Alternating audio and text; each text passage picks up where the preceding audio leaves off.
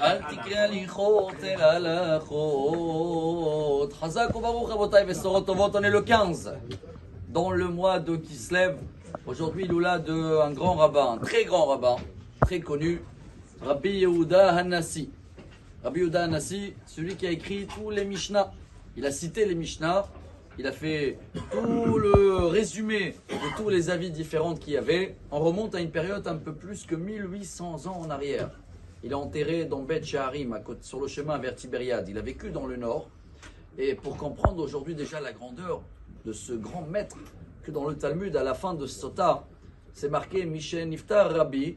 Quand il est décédé, chaque fois qu'on appelle dans le Talmud Rabbi, c'est Rabbi Yehuda Hanassi, c'est le rabbin. Batla Anava Veiratret, la modestie et la Chayef Rabbi, disons en suédois, la crainte de Dieu, depuis 1800 ans, depuis sa disparition, elle est batel, elle n'est pas vraie, elle est fausse, c'est une fausse modestie aujourd'hui qu'on a. Et même la crainte de Dieu, elle n'est pas comme il y avait avant. Et il a fait un travail énorme. Et aujourd'hui, c'est un grand message pour nous, chers amis. Avant de partir dans l'exil, il était l'élève de Rabbi Akiva. La Gemara l'amène. Dès que Rabbi Akiva est décédé, c'est lui qui a repris la relève. Il avait étudié à sa jeunesse avec les maîtres qu'on connaît, Rabbi Shimon Bar Yochai, Rabbi Meir Bar Lanes, Rabbi Elazar Ben Shamoua. Tous ces géants qu'il a su que quand on va aller dans l'exil, il va avoir plusieurs avis différents. Et quand on va demander à quelqu'un, mais comment tu fais ça? Il va dire, non, moi je suis Ashkenaz, moi je suis Chabad, moi je suis Breslev, moi je suis Hassid, moi je suis Vijnitz. Le fait que Rabbi Yehuda Hanassi savait qu'on va avoir un nerf sciatique, on l'a appelé, c'est notre point faible, chers amis. C'est notre point où on ne peut pas marcher droit. Parce qu'au jour d'aujourd'hui, il n'y en a pas une seule vérité. Tu demandes la même question, tu as plusieurs réponses. Alors il a décidé de tout écrire dans une Mishnah, comme ça la Torah, qui était orale, jusqu'à la période de Rabbi Yehuda Hanassi, on avait la Torah écrite, mais toute la suite, tous les débats, Hanouka, Purim, des choses, c'était quoi?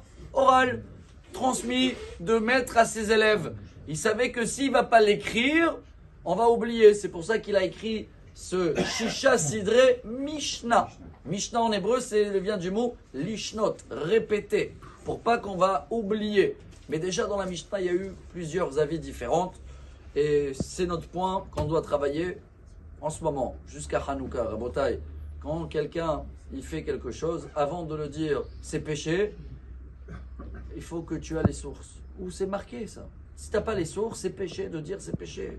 Et même ne pas oublier que dans la majorité de tous les Mishnah et de tous les halachot, les Séfarades, Ashkenaz, on est d'accord. Il y a une minorité où on n'est pas d'accord. Alors pourquoi on s'attrape sur cette minorité en disant que ouais, chacun sa route, chacun son chemin? Non, ça c'est une chanson, c'est pas une halakha, Rabotai. Alors à nous de faire honneur à Rabbi Yehuda Hanassi et de se rappeler aujourd'hui, avant de sortir quelque chose de ma bouche, je confirme, j'ai la source, j'ai pas la source, tu vas chercher. Et quand tu vas chercher, tu vas creuser, tu vas voir comment la Torah elle est belle. Alors Rabbi il a fait un travail énorme. La Mishnah après ça a suivi, la Gemara, elle commente la Mishnah. Et tout ce qu'on a aujourd'hui comme livre écrit, c'est le mérite de ce grand rabbin Rabbi Yehuda Hanassi. Que d'en haut il va faire en sorte que Bezrat Hashem, on sera très rapidement tous beaucoup plus d'accord dans les domaines de Torah. Si on est d'accord dans la Torah, on sera d'accord dans le domaine politique et public. Et comme ça, Bezrat Hashem, qu'on a le Hardout, alors le vrai Nassi, Mashiach, il est en route. Excellente journée.